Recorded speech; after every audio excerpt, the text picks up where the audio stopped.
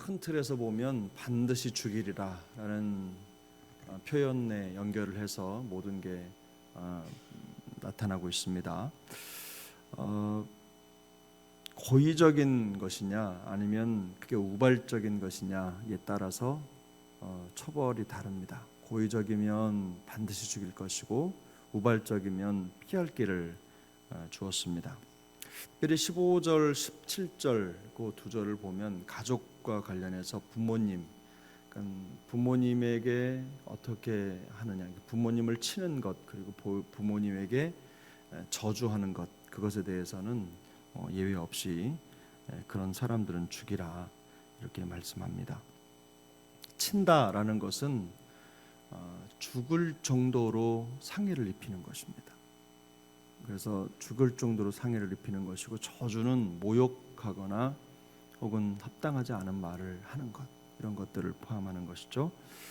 다른 규례하고는 다르게 부모님에 대한 규례가 강합니다. 그래서 다른 건 구체적으로 상흔이 드러나거나 혹은 고의적인 것이나 이런 것인데 여기에는 말하는 것 부모님에게 어떤 말을 하느냐 그 말에 따라서 그 처벌 대상 규정이 강화가 되는 거죠.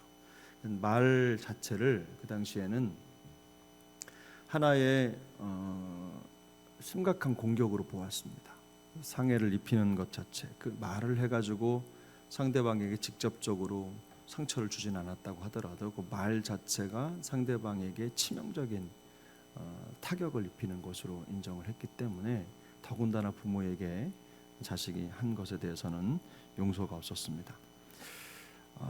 18절 이하를 보면 공동체들이 싸우는 일들이 벌어집니다. 서로가 싸운 거죠. 그래서 이렇게 싸웠을 때 구체적인 규례를 정하고 있는데 이때 등장한 법이 동해복수법입니다. 그러니까 똑같이 받은 대로 갚아주는 거죠. 이에는 이, 눈에는 눈, 여기 보면 손에는 손, 생명은 생명, 발은 발, 된 것은 된 것으로, 상한 것은 상한 것으로 이렇게 갚아주는 것. 바로 이걸 동해복수법이라고 하는데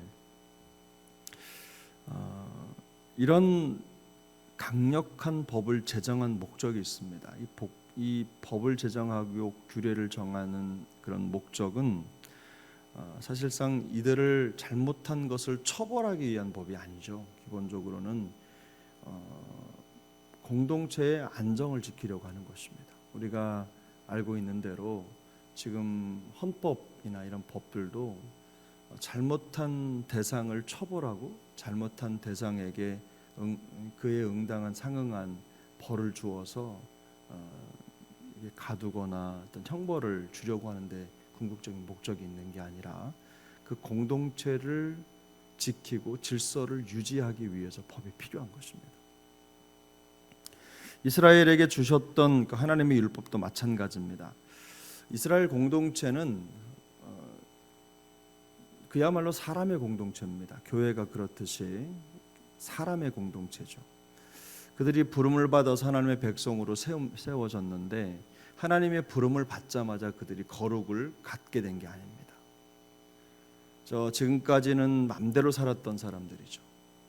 자기가 하고 싶은 대로 살았던 사람들인데 이런 사람들이 하나님의 부름을 받았다고 해서 그때부터 거룩한 사람이 되는 게 아니죠. 그래서 그들은 그들 공동체 안에서 그 법을 따라서 지키면서 제일 먼저는 그들이 하나님과 언약을 맺은 하나님의 언약의 대상자로서 자기 정체성을 지켜가야 한다는 것입니다.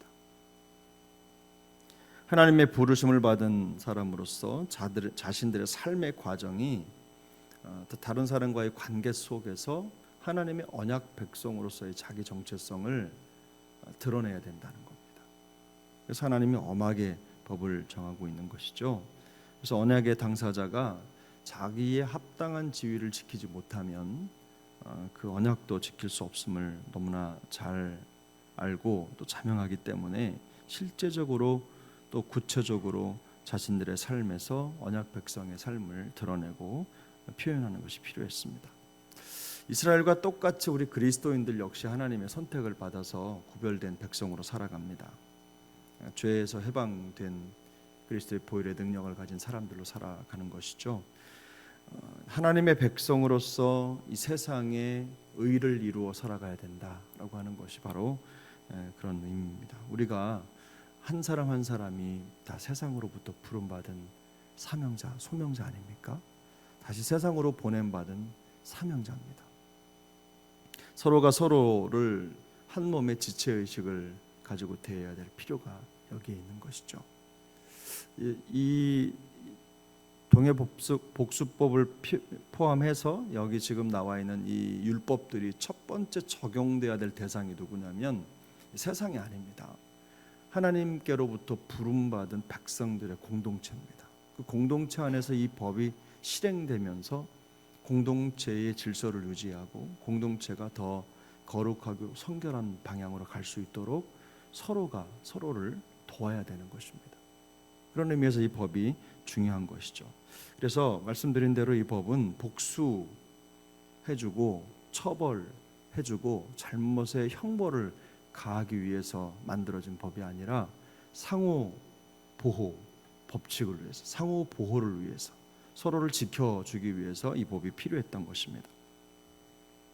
만약에 우리가 우리 각자의 위치에서 하나님의 의를 이루기 위해서 최선을 다한다면 하나님은 우리 각 사람을 통해서 공동체를 더 견고하게 세워 가실 것입니다.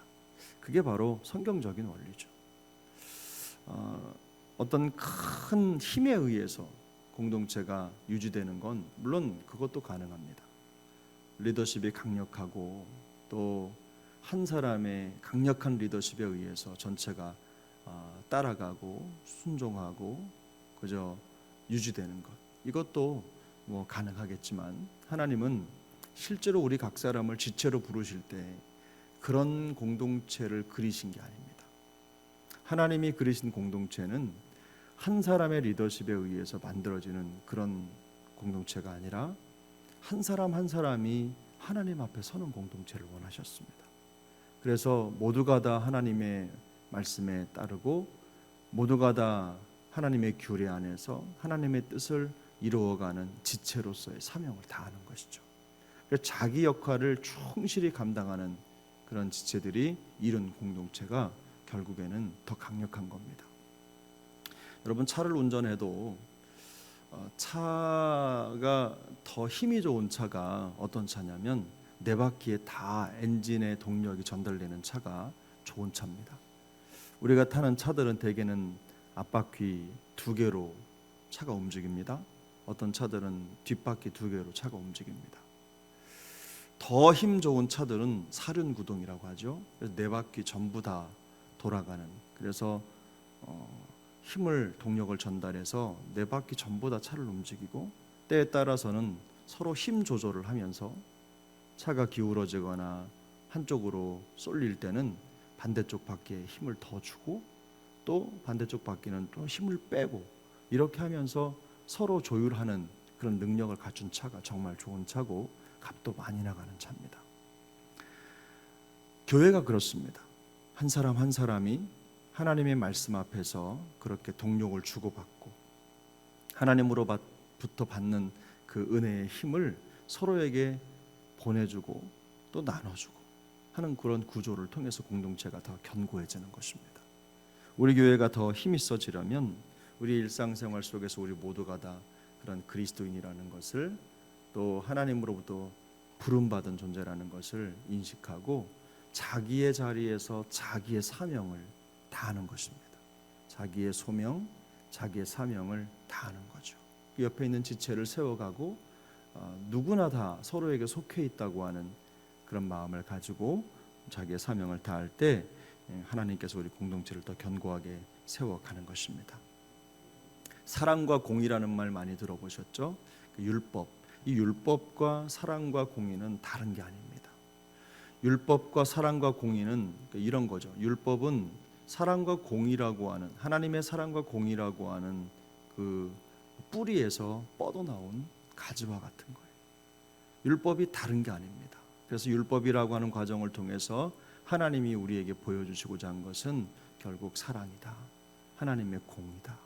그래서 하나님의 공동체가 이 율법을 중심으로 살아갈 때 사랑과 공의라고 하는 하나님의 속성을 세상 가운데 드러내 보여주는 것, 바로 이것이 하나님이 우리에게 율법을 주신 목적인 것입니다. 우리 삶의 현장에서 개인의 삶뿐만 아니라 공동체 안에서 서로 또 공적인 삶을 통해서 이런 하나님의 사랑과 공의를 드러내기 위해서 우리가 애쓴다면 하나님은 우리를 기뻐하실 것입니다. 그리고 우리를 통해서 놀라운 역사를 이루어 가실 것입니다. 한 가지만 더 말씀을 드리면, 이런 공동체를 이루고 하나님이 세우신 의의 백성으로서의 삶을 살아가는데 중요한 원리가 뭐냐? 그게 바로 부모님에 대한 이 처벌 규정이 매우 엄격하다는 데서 우리가 답을 찾을 수가 있습니다. 말이죠, 말. 공동체에 사실 은혜가 흐르는 통로가 결국은 말입니다. 내가 어떤 말을 가진 사람으로 살아갈지. 수많은 영혼들이 함께 이렇게 서로 엉켜서 살아가는 이 과정 속에 사실은 말은 생명을 주기도 하고 또 치명적인 상흔을 입히기도 하는 것이죠. 내가 똑같은 혀로 한 사람을 죽이기도 하고 내가 똑같은 혀로 살리기도 하는 겁니다. 공동체를 무너뜨리기도 하고 또 공동체를 세우기도 하는 것입니다. 다툼을 일으키는 말쟁이가 될 것이냐, 아니면 화평을 만들고 은혜를 소통하는 또 시혜자가 될 것이냐. 이거는 우리가 어떤 말을 선택할지, 어떤 말을 할지를 선택하는 데서 결정이 되는 것입니다. 누가 해주는 게 아닙니다. 우리 각 사람이 말 같은 아주 쉽지만 그러나 강력한 공동체를 세우는 도구를 우리가 잘 인식해서 매일매일 이것 때문에 서로를 상처 주고 어렵게 하는 그런 일이 없게 되기를 바랍니다.